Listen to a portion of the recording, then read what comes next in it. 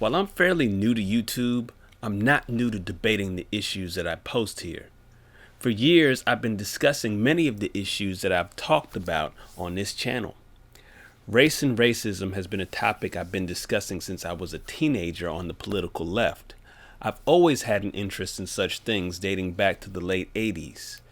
Now that I've shifted to the right, my perspective has changed as I've been introduced to new information. On many of the issues, the facts simply didn't match what I was taught to believe by many on the left. If you pay attention to arguments coming from the left, what you'll most certainly notice at some point is this. The proof presented to prove racism almost always seems to come in the same form. Statistical disparities. Differences in attainment between the races, whether it's jobs and who gets them, poverty and who lives in it, prison populations, police shootings, etc. Basically, whoever achieved the most success must have come to attain it by holding back other groups in racist fashion. Whites at the top of their field must have been selected over other equally qualified individuals from other races. Warning! This information doesn't apply to Asians.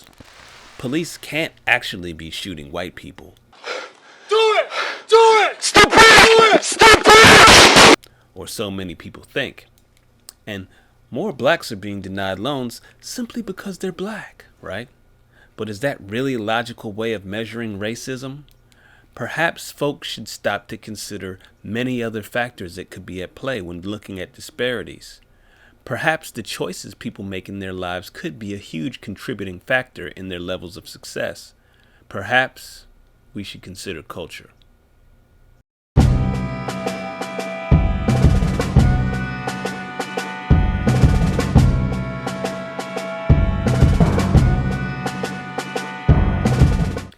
If we use the kind of logic that suggests that disparity equals racism, we could actually look at the 0.2% of Asian NBA basketball players and conclude that the NBA is racist against Asians. Or how about the 1.8% of Latino players and come to the same conclusion against Latinos?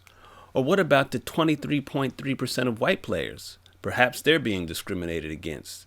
After all, whites are the majority in America, but blacks make up the majority of the NBA at about 75% of the players. Perhaps Latinos and Asians should look to sue the NBA for discrimination. Sue me for what? Yeah, I know that sounds ridiculous, right? But that's exactly how many of these lawsuits against companies have come to get filed in the past. People simply point out a disparity and then file suit. They many times will win settlements even when no actual evidence has been shown other than those dastardly statistics pointing to the disparity of more whites being hired than other groups.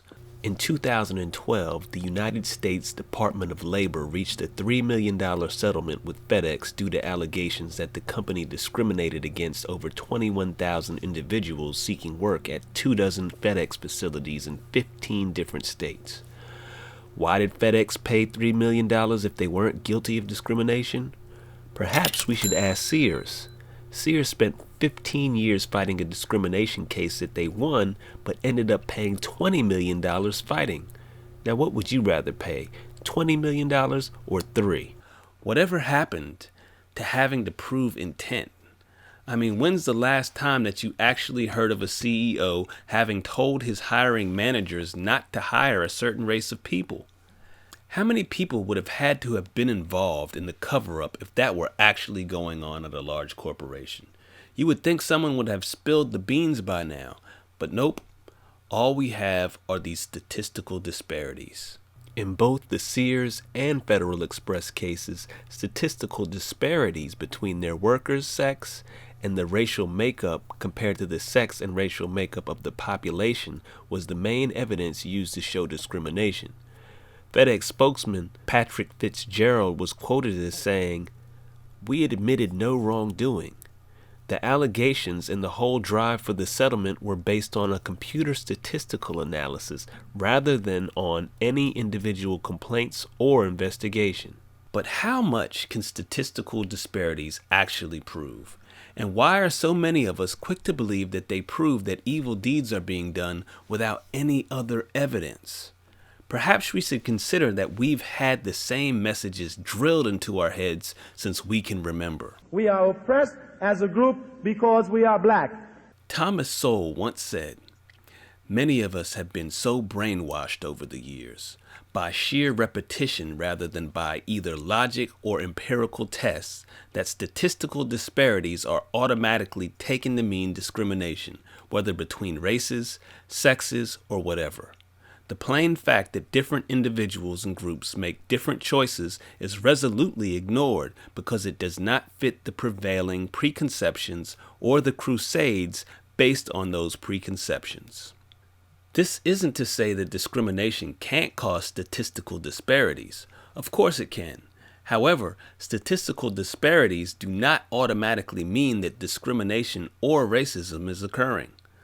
So what could cause all these statistical inequities if it isn't racism? How about the levels of education people have reached, the different median ages of different ethnic groups, or the differences in cultural habits? We all know that there are a disproportionate number of black men who are dropping out of high school. Could that not cause problems for corporations who are looking to hire the best and brightest applicants? Of course it could. How about the median age of races in America? Many of you may not have known, but blacks in America have a younger median age than whites and Asians. The difference is almost 10 years in many instances. What does that have to do with anything? Think about it. Men don't reach their greatest earning potential until they're about 50 years of age. So a group with more young people than old will have a statistical disadvantage against a group like whites who have about a 10-year advantage in terms of median age. That can really change up the statistical data we see if the data doesn't account for median age, and most of the data doesn't take median age into account. Also, when it comes to age, we have to consider the age at which certain groups have children. Obviously, there are some cultural differences at play here.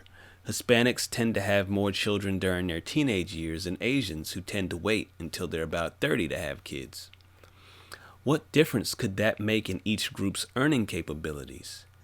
Any of us who have kids could easily speak on that. It's obviously much easier to earn when one doesn't have to deal with picking up and dropping off kids. You could travel for work and work long hours much more easily. It makes a huge difference. But how many people stop to consider these differences between groups or even knew that they existed? Another cultural consideration is marriage. Marriage plays a huge role in all of this. Blacks have more kids out of wedlock than many other races. At last I checked, we had about a 73% out of wedlock childbirth rate. That means that the majority of black kids are growing up in single-parent homes. Now, how limiting do you think it is for a parent when they don't have help in raising their kids? When you compare and contrast the out-of-wedlock birth rate of whites and Asians to blacks, you see a huge difference. And it makes a difference. Very much so, in fact. A fatherless child is 5 times more likely to end up committing crimes, 5 times more likely to live in poverty, 9 times more likely to drop out of high school, and 20 times more likely to end up in prison. So, after all of this, basically what we're seeing is that people are coming to conclusions without considering a myriad of possibilities and are jumping to conclude that racism is the culprit of all these statistical disparities without even asking to examine any other evidence. If whites have more jobs or make more money than blacks, the assumption must be that some wild racist evil is afoot. There's evil afoot. Evil! Where is it? There it is! What people don't seem to understand is that nowhere on this earth are outcomes between different groups equally distributed. Hell, even outcomes within the same group are often wildly different at times. Outcomes between myself this year and 2 years ago are much different. In many instances, groups that have historically been discriminated against do better than the majority who are doing the discriminating. And in instances like in the NFL where blacks dominate and where whites are the minority, no one would dare to use those same statistical disparities to prove discrimination against whites. Statistics are no substitute for thought. We have to think more deeply on these issues. We can't simply point to racism or discrimination without evidence. Look at what happened to the boy who cried wolf. People stopped paying attention to him. And that's what many Americans are beginning to do as it relates to groups that cry racism without evidence. Perhaps we should consider looking for the smoking gun outside of the statistics and see what we come up with. Perhaps we should consider age, education, and other variables before crying wolf. Perhaps we should consider culture. I'm Chi Brown. Remember to subscribe, like, comment, and share. And I'm out.